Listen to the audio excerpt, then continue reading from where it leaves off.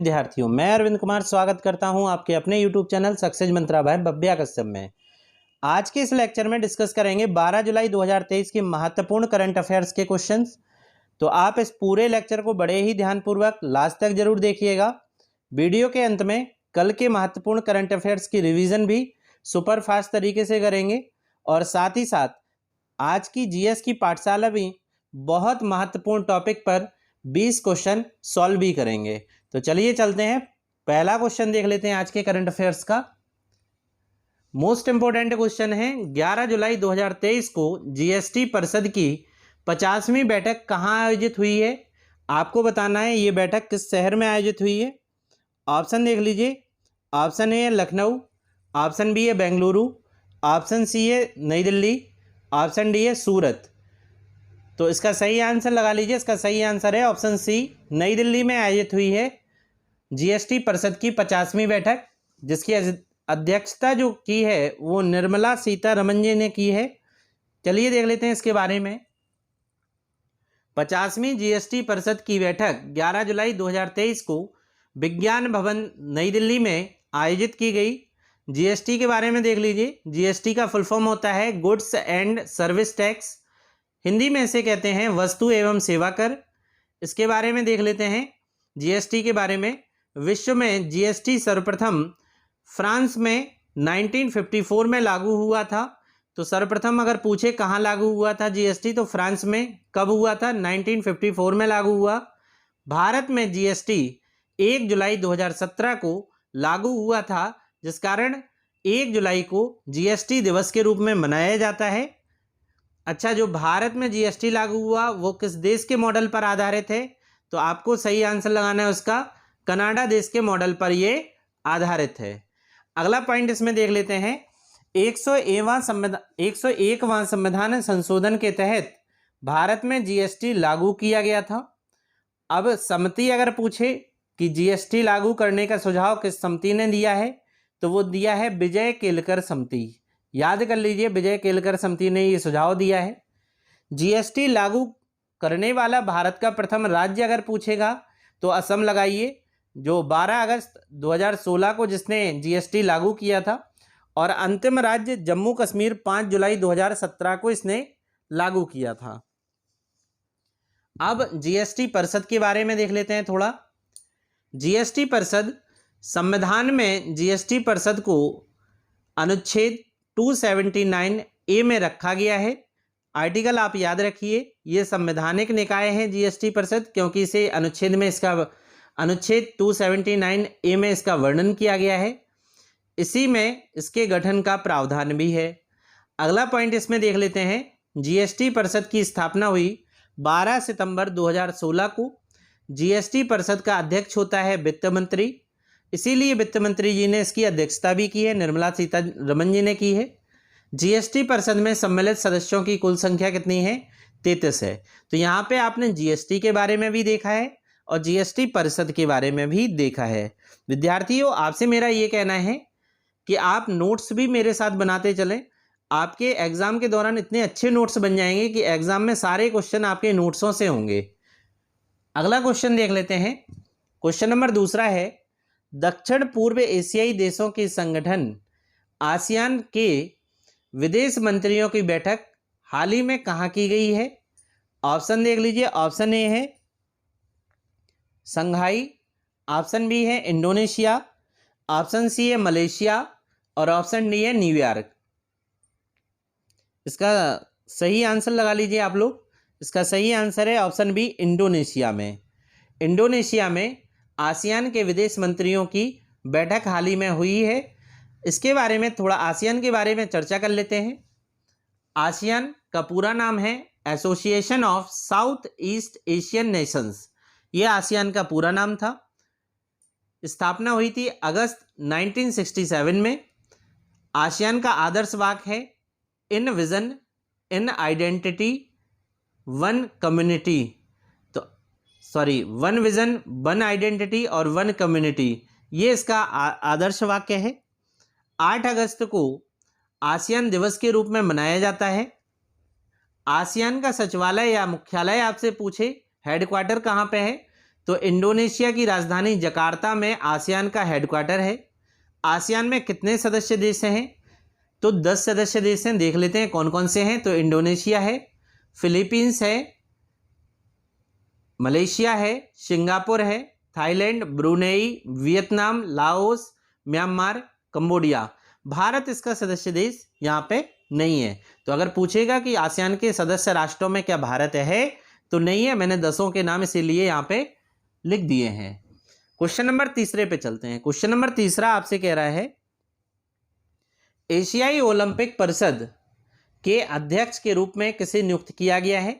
इन चारों में आपको बताना है इसके अध्यक्ष किसे बनाया गया है। तो लिख लीजिए यहाँ पे, देख लीजिए। ऑप्शन पहले शिव कुमार सिंह, ऑप्शन ए है। ऑप्शन बी है शक्तिकांत दास। ऑप्शन सी है शेख तलाल फहद अल सबाह, ये बहुत बड़ा नाम है, ये कुवैत के हैं। ऑप्शन डी है नील मोहन। तो इसका सही आंसर है ऑप्शन सी, शेख तलाल। इन्हें आप याद रखिएगा, ये कुवैत देश के हैं। अब एशिया ओलंपिक परिषद के बारे में देख लेते हैं। एशिया ओलंपिक परिषद की स्थापना जो हुई 16 नवंबर 1982 को नई दिल्ली में हुई थी। इसका जो मुख्यालय हेडक्वार्टर है वो कुवैत के कुवैत सिटी में है। और एशियाई ओलंपिक परिषद का आदर्श वाक्य है सदैव आगे। एक पॉइंट और देख लीजिए, शिव कुमार सिंह राष्ट्रीय हरित अधिकरण के कार्यकारी अध्यक्ष बनाए गए हैं। ये शिव कुमार सिंह का नाम क्यों बताया है? क्योंकि ऑप्शन में शिव कुमार सिंह था यहाँ पे, ठीक है। ये कौन है? तो राष्ट्रीय हरित अधिकरण के कार्यकारी अध्यक्ष बनाए गए हैं।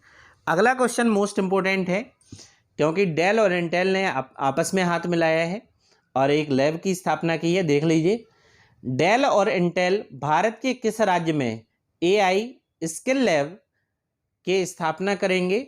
ऑप्शन ए है तेलंगाना, ऑप्शन बी है कर्नाटक, ऑप्शन सी है उत्तर प्रदेश और ऑप्शन डी है नई दिल्ली। डेल और इंटेल भारत के किस राज्य में AI स्किल लैब की स्थापना कर रहे हैं? तो AI की फुल फॉर्म होती है आर्टिफिशियल इंटेलिजेंस, ठीक है। तो आर्टिफिशियल इंटेलिजेंस स्किल लैब की स्थापना कहाँ कर रहे हैं दोनों मिलकर? तो दोनों कर रहे हैं तेलंगाना में। ऑप्शन ए सही है इसका, ऑप्शन ए लगा लीजिए, सही है इसका। यहाँ पे नीचे देखिए, डेल टेक्नोलॉजी के CEO अगर आपसे पूछें तो माइकल एस डेल है। इंटेल के CEO हैं पैट्रिक पी। ये दोनों आपको याद रखना है।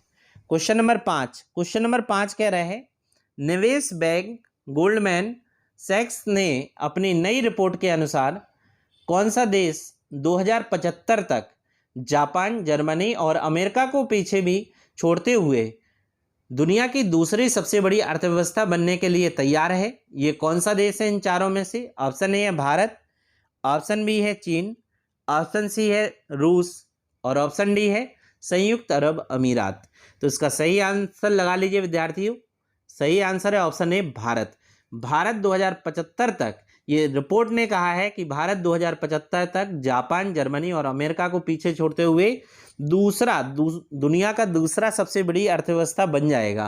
क्वेश्चन नंबर 6 देख लेते हैं। क्वेश्चन नंबर 6 है, 2023 फोर्ब्स की 100 सबसे अमीर महिलाओं की सूची में कितनी भारतीय मूल की महिलाओं ने जगह बनाई है अपनी?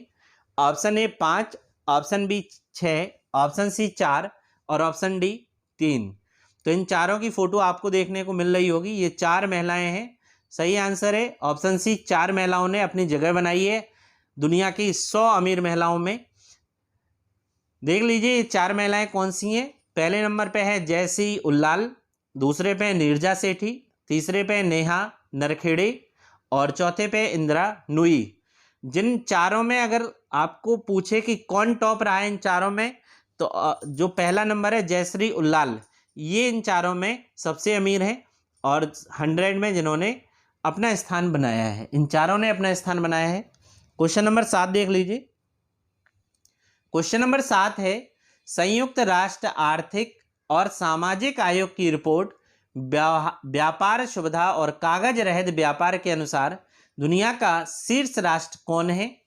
जो कागज रहित पे काम करेगा वो शीर्ष राष्ट्र इसमें बताना है कौन है। ऑप्शन ए है भारत, ऑप्शन बी है फ्रांस, ऑप्शन सी है ब्रिटेन, ऑप्शन डी है यूएसए। तो इसका सही आंसर लगा लीजिए, ये है option A Bharat. Question number 8, ये 8वां क्वेश्चन आपको आने वाले हर एग्जाम में देखने को मिलेगा, डबल स्टार इस पे लगाइएगा। हाल ही में वर्ष 2023 का लोकमान्य तिलक पुरस्कार किसे प्रदान करने की घोषणा की गई? तो लोकमान्य तिलक पुरस्कार किसे प्रदान करने की घोषणा की गई है? ऑप्शन ए है अमित शाह जी को, ऑप्शन बी है द्रौपदी मुर्मू जी को, ऑप्शन सी है राजनाथ सिंह जी को, ऑप्शन डी है नरेंद्र मोदी जी को। तो सही आंसर लगा लीजिए ऑप्शन डी, नरेंद्र मोदी जी को लोकमान्य तिलक पुरस्कार 2023 से सम्मानित करने की घोषणा की गई है। और ये पुरस्कार से सम्मानित होंगे 1 अगस्त 2023 को पुणे में। नीचे लिखा हुआ है यह पुरस्कार का जो वितरण होगा वो 1 अगस्त 2023 को महाराष्ट्र के पुणे में होगा। और क्यों हो रहा है ये?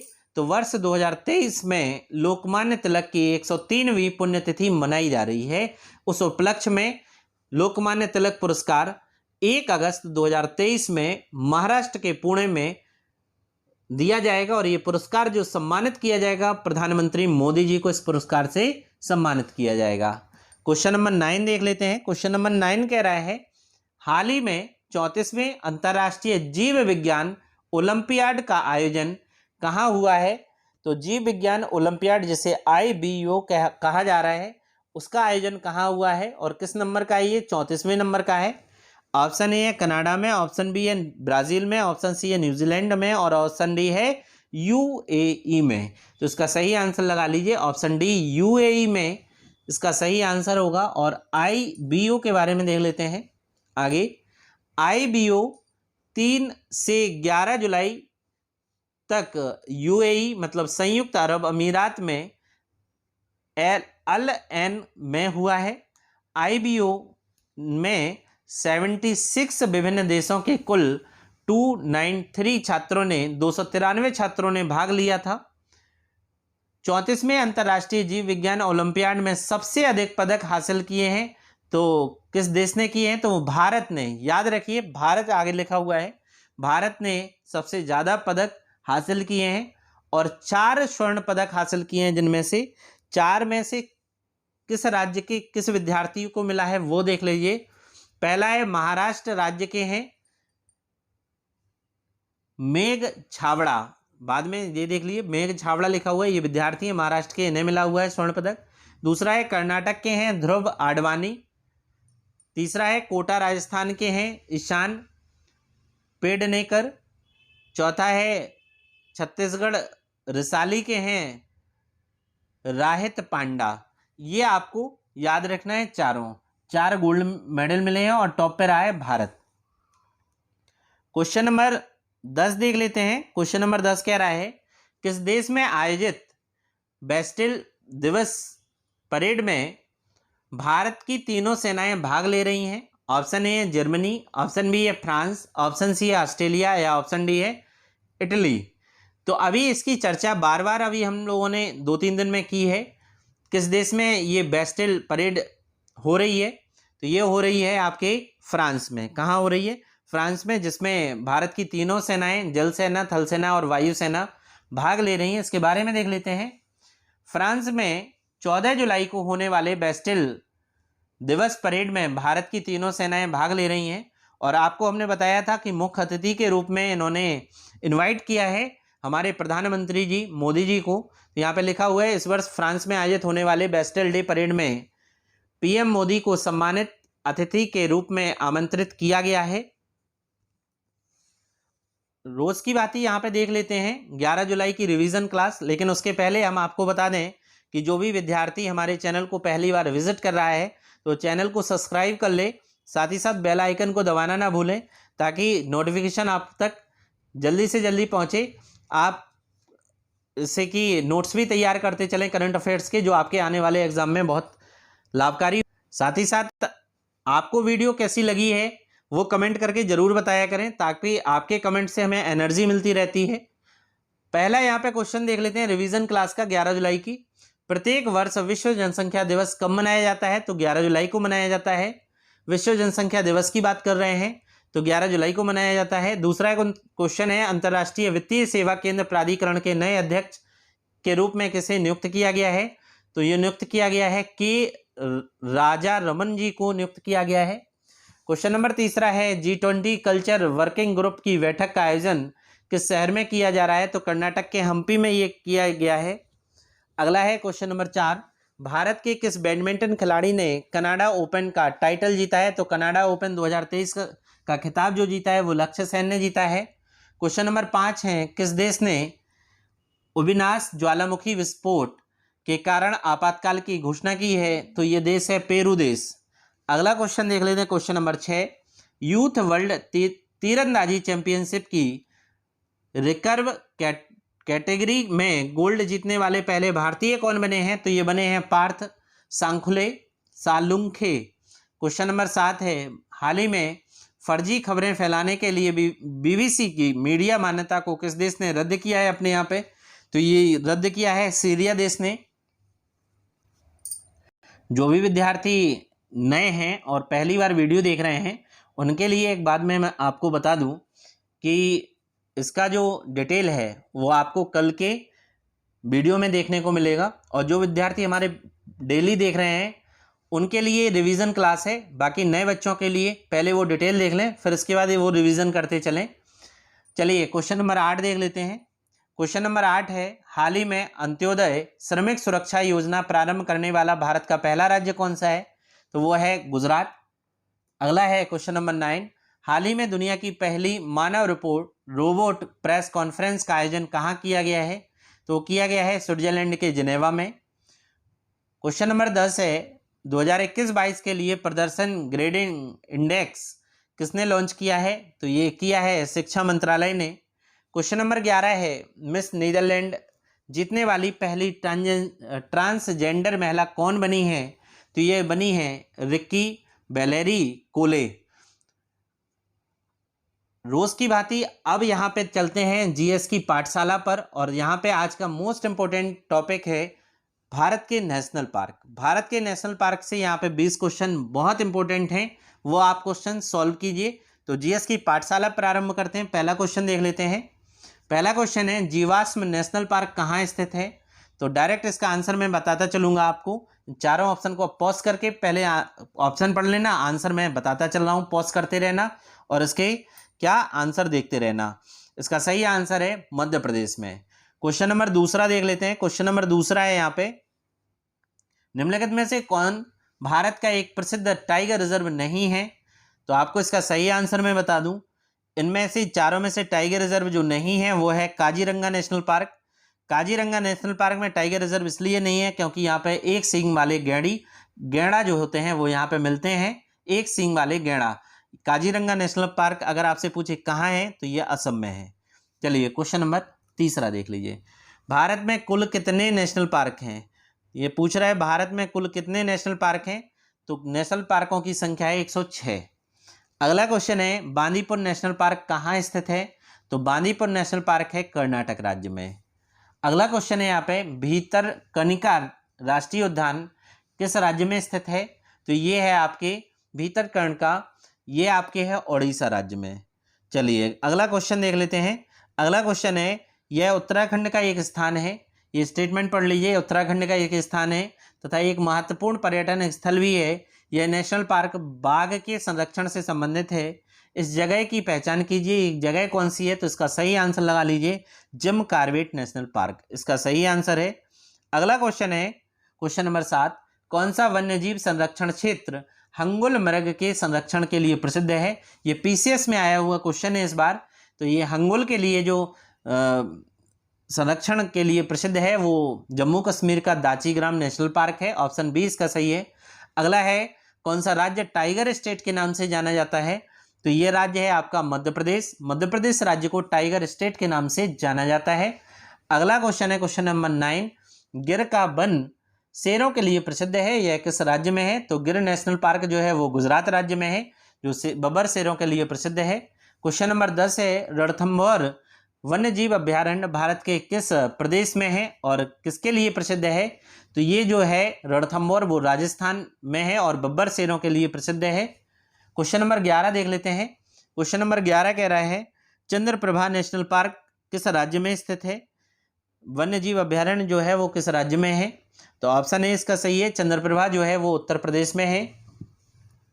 क्वेश्चन नंबर 12 है काजीरंगा नेशनल पार्क जो है वन्यजीव विहार जो है वो कहाँ स्थित है? तो काजीरंगा वन्यजीव विहार जो है वो असम में स्थित है। अभी मैंने बताया है, एक सींग वाले गैंडों के लिए प्रसिद्ध है। क्वेश्चन नंबर 13 जो कह रहा है वो कह रहा है नंदा देवी राष्ट्रीय उद्यान किस राज्य में है? तो नंदा देवी जो राष्ट्रीय उद्यान है वो उत्तराखंड राज्य में है। ऑप्शन डी इसका सही कर लीजिए। अगला है हाथी किस राष्ट्रीय उद्यान में पाया जाता है? तो इन चारों में हाथी जो पाया जाता है वो नागरहोल राष्ट्रीय उद्यान में पाया जाता है। और नागरहोल राष्ट्रीय उद्यान अगर आपसे पूछे तो वो मिलेगा आपको कर्नाटक राज्य में। नागरहोल कर्नाटक राज्य में मिलेगा। हाथियों के लिए एक और नेशनल पार्क है, वो है पेरियार नेशनल पार्क, वो केरल में स्थित है।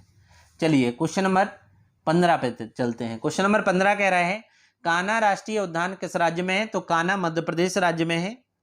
कान्हा जो है वो मध्य प्रदेश राज्य में है। क्वेश्चन नंबर 16 कह रहा है मानस वन्य जीव अभ्यारण्य किस राज्य में है? तो मानस वन्य जीव अभ्यारण्य जो है वो असम राज्य में है। कहाँ है? असम राज्य में है। ऑप्शन बी सही है इसका। क्वेश्चन नंबर 17 कह रहा है नौकरेक जीव मंडल रिजर्व कहाँ स्थित है? तो नौकरेक जो है वो आपके मेघालय राज्य में स्थित है। ऑप्शन डी यहाँ पे सही है। क्वेश्चन नंबर 18 है केवलादेव घाना पक्षी विहार कहाँ स्थित है?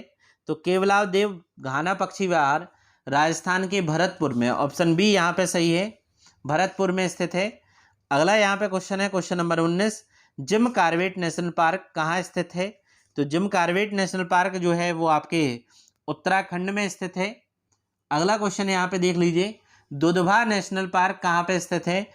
तो उत्तर प्रदेश का एकमात्र नेशनल पार्क है दुधवा नेशनल पार्क, वो उत्तर प्रदेश में स्थित है।